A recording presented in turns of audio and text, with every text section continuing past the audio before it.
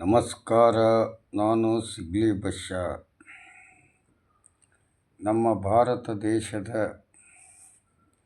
ಒಬ್ಬ ಮಹಿಳೆ ಯೆಮೆನ್ ಅನ್ನಂಥ ಒಂದು ರಾಷ್ಟ್ರದಲ್ಲಿ ಒಂದು ಕೊಲೆ ಆರೋಪದಲ್ಲಿ ಮರಣದಂಡನೆಗೆ ಗುರಿಯಾದಂಥ ಆ ಒಂದು ಮಹಿಳೆಯನ್ನು ಗಲ್ಲು ಶಿಕ್ಷೆ ಕೊಡಲಿಕ್ಕೆ ಸಮಯ ನಿಗದಿಯಾಗಿದೆ. ಆದ್ದರಿಂದ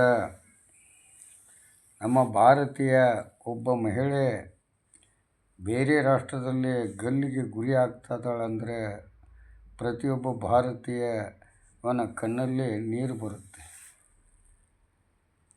ಅದು ಬರೀ ಪ್ರಜೆಗಳ ಕಣ್ಣಲ್ಲಿ ನೀರು ಬರೋದು ಅಷ್ಟೇ ಇರಬಾರ್ದು, ಸುಪ್ರೀಂ ಕಣ್ಣಲ್ಲಿ ನೀರು ಬರಬೇಕು. ಯಾಕಂದರೆ ತನ್ನ ರಕ್ಷಣೆಗೋಸ್ಕರ ತಾನು ಕೊಲೆ ಆರೋಪ ಹೊತ್ಕೊಂಡಿದ್ದಾಳೆ ಆ ಮಹಿಳೆ. ಅಫ್ಜಲ್ ಗುರೇಂಗ ಕಸಬ್ನಂಗೆ ದೇಶದ್ರೋಹ ಆ ರಾಷ್ಟ್ರಕ್ಕೆ ದೇಶದ್ರೋಹ ಕೆಲಸ ಆಕೆ ಮಾಡಿಲ್ಲ. ತನ್ನ ಪ್ರಾಣ ರಕ್ಷಣೆಗೋಸ್ಕರ, ತನ್ನ ಹಕ್ಕಿಗೆ ಧಕ್ಕೆ ಆಗ್ತಾ ಇದ್ದಿದ್ದಕ್ಕೋಸ್ಕರ ಆತನ ಒಂದು ಕೊಲೆ ಆರೋಪದಲ್ಲಿ ಕೊಲೆಗಾರ್ತಿಯಾಗಿದ್ದಾಳೆ ಹೊರತು ರಾಷ್ಟ್ರದ್ರೋಹ ಮಾಡಿದಂಥ ಮಹಿಳೆ ಅನ್ಸಂಗಿಲ್ಲ. ಆ ಮಹಿಳೆನ ನೋಡಿದರೆ ದಯವಿಟ್ಟು ಈ ಮಹಿಳೆಗೆ ರಕ್ಷಣೆ ಕೊಡಬೇಕಾಗಿದ್ದು ಸುಪ್ರೀಂ ಕೋರ್ಟು. ಅವ್ರನ್ನ ಬಿಟ್ಟರೆ ಯಾರೂ ಕೊಡ್ಸೋಕ್ಕಾಗಲ್ಲ. ಯಾಕಂದರೆ ಇಲ್ಲ, ರಾಷ್ಟ್ರಪತಿ ನಮ್ಮ ದೇಶದ ಪತಿ, ಅವ್ರು ಬೇಡ್ಬೋದು, ಕೇಳ್ಬೋದು ಅಲ್ಲಿಂದ್ರೆ. ಇದಕ್ಕೊಂದು ಉದಾಹರಣೆ ಕೊಡ್ತೀನಿ.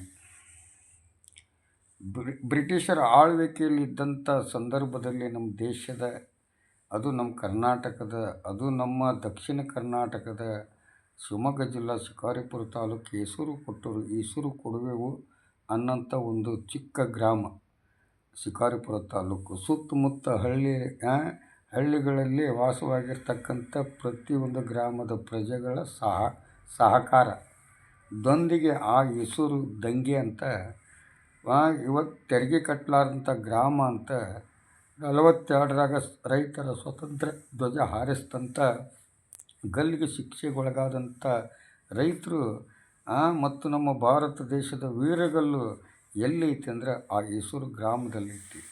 ಹಿಂದೆ ರೈತರಿಗೆ ಎಷ್ಟೋ ಜನಕ್ಕೆ ಗಲ್ಲು ಶಿಕ್ಷೆ ಆಗಿತ್ತು, ಜೀವಾವಧಿ ಶಿಕ್ಷೆ ಆಗಿತ್ತು.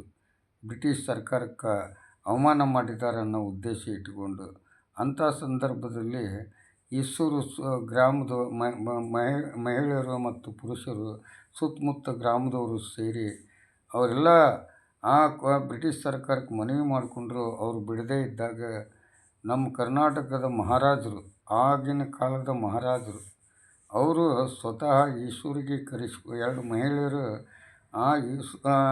ಮಹಾರಾಜನಂತಲ್ಲಿ ಹೋಗಿ ದರ್ಶನ ಪಡ್ಕೊಂಡು, ಅವ್ರ ದರ್ಶನ ಪಡಿಬೇಕು, ಅವರಿಂದ ಏನಾದರೂ ನಮ್ಮ ಗಂಡುಗಳು ಬದುಕ್ತಾರೋ, ನಮ್ಮ ಗಲ್ಲಿಗೆ ಆದಂಥವ್ರು ಬದುಕ್ತಾರೋ, ಏನು ಉಳಿಸೋಣ ಅಂತಂದು ಅವರು ಮಹಿಳೆಯರು ಹೋಗಿ ಆ ಮೈಸೂರು ಅರಮನೆ ಮುಂದ್ಗಡೆ ಕಾಯ್ತಾ ಕುಂತರು. ಅವಾಗ ಈಸೂರು ಅಂದರೆ ಅಲ್ಲಿ ಒಳಗಡೆ ಬಿಡಬೇಡ್ರಿ ಅಂತ ಆದೇಶ ಇತ್ತು.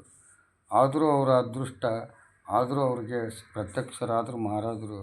ಅವರು ಬಂದು ಈಸೂರಿಗೆ ಬಂದು ಅವ್ರ ಕಷ್ಟ ಸುಖಗಳನ್ನ ಆ ವೀರಭದ್ರನ ಜಗಲಿ ಮೇಲೆ ಕೂತ್ಕೊಂಡು ಅಲಿಸಿ, ಅದರಲ್ಲಿ ಎಷ್ಟೋ ಮಂದಿ ಜೀವಾವಧಿ ಶಿಕ್ಷೆ, ಗಲ್ಲು ಶಿಕ್ಷೆ ಆದಂಥವ್ರಿಗೆ ಉಳಿಸಿ ಕೆಲವು 5 ಮಂದಿಗೆ ಮಾತ್ರ ಗಲ್ಲು ಶಿಕ್ಷೆದಿಂದ ಉಳಿಸೋಕ್ಕಾಗಲಿಲ್ಲ.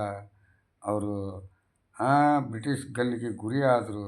ಆ ಒಂದು ದ್ವೇಷ ಈಗೂ ಈಸೂರು ಮಣ್ಣಲ್ಲಿ ಕುದೀತಾ ಇದೆ. ಯಾಕಂದ್ರೆ ಈಸೂರು ಗ್ರಾಮದ ಅಷ್ಟೇ ಅಲ್ಲ, ಸುತ್ತಮುತ್ತ 23 ಹಳ್ಳಿಗಳು ಆ ಗ್ರಾಮದಲ್ಲಿ ಹುಟ್ಟಿದಂಥವರೆಲ್ಲ ಹುಟ್ಟಿದಿಂದನೇ ಯೋಧರಾಗೆ ಹುಡ್ತಾರೆ, ರೈತರಾಗೆ ಹುಡ್ತಾರೆ. ಅವರು ಅಂಥ ಮೊದಲನೇ ಸ್ವತಂತ್ರ ಪಡೆದಂಥ ಮಹಾತ್ಮರ ಗ್ರಾಮ ಅದು ಈಸೂರು. ಅಂಥ ಈಸೂರು ಗ್ರಾಮಕ್ಕೆ ಮಹಾರಾಜ ಬಂದು ಎಷ್ಟೋ ಮಂದಿನ ಜೀವ ಉಳಿಸಿದ್ರಲ್ಲ. ಅಷ್ಟಾದ್ರೂ ಅವ್ರಿಗೆ ಜೀವಾವಧಿ ಶಿಕ್ಷೆಗೆ ಇಳಿಸೋಂಥ ಪ್ರಯತ್ನ ಆದರೂ ನಮ್ಮ ರಾಷ್ಟ್ರಪತಿ ಆಗಲಿ, ಸುಪ್ರೀಂ ಕೋರ್ಟ್ ಆಗಲಿ ಮಾಡಿಕೊಡ್ಬೇಕು ಅನ್ನೋದು 33 ವರ್ಷ ನಾ ಕಂಡ ಕರ್ನಾಟಕ ಜೈಲುಗಳಲ್ಲಿ ನಾ ಅನುಭವಿಸಿದ ಅಪರಾಧಿಗಳು ಗಲ್ಲು ಶಿಕ್ಷೆಗೊಳಗಾದಂಥವ್ರು ಅನುಭವಿಸಿದ ಇತಿಹಾಸವನ್ನು ನಾವು ನೋಡಿದರೆ ನಮ್ಮ ಕಣ್ಣಲ್ಲಿ ನೀರು ಬರಲ್ಲ. ರಕ್ತ ಬರುತ್ತೆ, ರಕ್ತ. ನಿಮ್ಮ ಸುಪ್ರೀಂ ಅಡಿಯಲ್ಲಿರ್ತಕ್ಕಂಥ ಪರಿವರ್ತನೆಯ ಜಗದ ನಿಯಮ ಅಂತ ಹೆಂಗೆ ನೀವು ಇತಿಹಾಸ ಬರಿತಾ ತೀರ್ಪು ನೀಡ್ತಾ ಬಂದಿರಲ್ಲ, ಆ ಜಾಗ ಹೆಂಗಿದೆ ಅನ್ನೋದು ನಾನು ಅನುಭವಿಸಿ ಬಂದಿದ್ದೀನಿ. ಅದು ಪರಿವರ್ತನೆಯ ಜಗದ ನಿಯಮ ಆಗಲಿಕ್ಕೆ ಸಾಧ್ಯನೇ ಇಲ್ಲ. ಯಾಕಂದ್ರೆ ಜೈಲುಗಳು ಇವತ್ತು ಅಪರಾಧಿಗಳ ತಾಣಗಳಾಗಿದ್ದವು.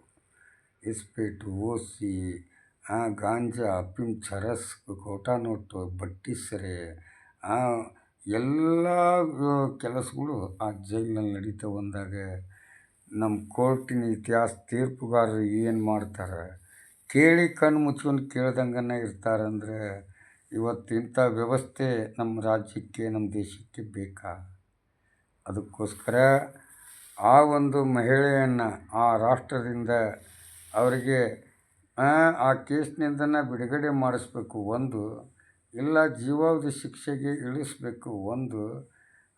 ಗಲ್ಲು ಶಿಕ್ಷೆನೇ ಆ ತಾಯಿಗೆ ಕಾಯಂ ಆಯಿತು ಅಂದರೆ ನಿಜವಾಗಿ ನಮ್ಮ ಭಾರತ ದೇಶಕ್ಕೆ ತುಂಬ ಅವಮಾನ ಆಗುತ್ತೆ.